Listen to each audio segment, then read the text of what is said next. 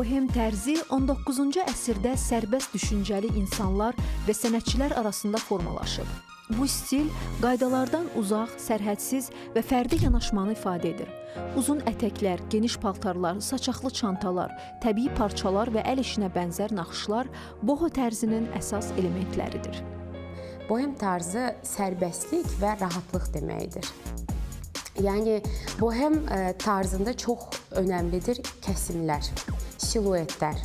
Yəni, bunlar daha çox asimetrik kəsimlər, ondan sonra daha çox rahat, bol kəsim olmalıdır. Məsələn, bol kəsim şalvar, bol kəsim gömlək, elbisələr, qiyafət insanın bədəninə yapışmamalıdır.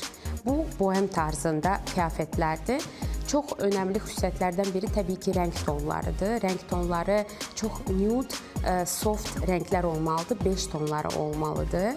Ondan sonra önəmlidir əlbəttə ki, parçalar, kətan çox istifadə edilir, viskoza çox istifadə edilir, pambıq çox istifadə edilir.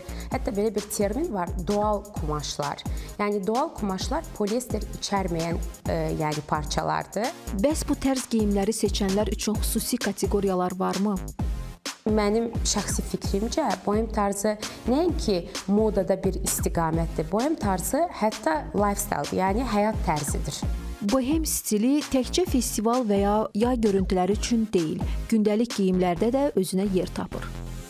Bu arada bohem tarzı, yəni mən bu əl işləri, bəli, amma bunlar əməlli başlı, yəni işdir. Bu ayrıca olur öz parçasından. Sonra bu paltarın kəsimi də çox fərqlidir və çox mürəkkəbdir əslində, yəni. Bunlar makrame, bunlar bohem tarzı.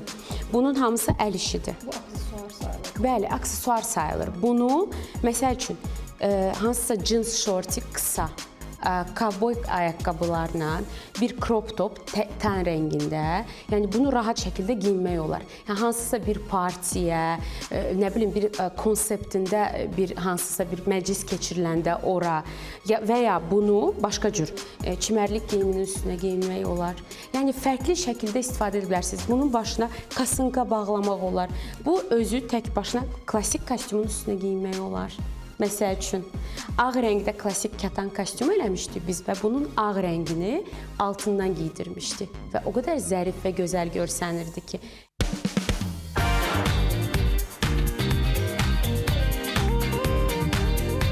Bohem tərzi sadəcə bir dəb seçimi deyil, bu sərbəst düşüncənin və yaradıcı yanaşmanın həyat tərzinə çevrilmiş formasıdır.